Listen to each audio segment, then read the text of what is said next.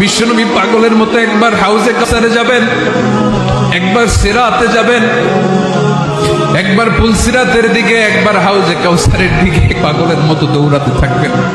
তার কোনো গুনাহগার উম্মত যাতে জাহান্নামে ঢুকে না যায়, সেদিন কেউ সুপারিশ করতে পারবে না বিশ্বনবী ছাড়া।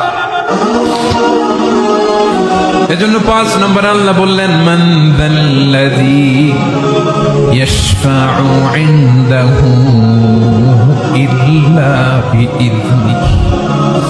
কার সাহস আছে, কার এত বড় বুকের পাটা কিয়ামতের কঠিন দিন আল্লাহর সামনে দাঁড়িয়ে সুপারিশ করবে? কারো ক্ষমতা, কারো ক্ষমতা নাই। বিশ্বনবী সেদিন সিজদায় পড়ে উম্মতের জন্য কাঁদবেন, সবাই কাঁদবে, নফসি নফসি, আল্লাহ আমারে বাঁচাও, আল্লাহ আমারে বাঁচাও। বিশ্বনবী বলবেন, উম্মতি উম্মতি। বিশ্বনবী আমার জন্য কাঁদবেন, আপনার জন্য কাঁদবেন।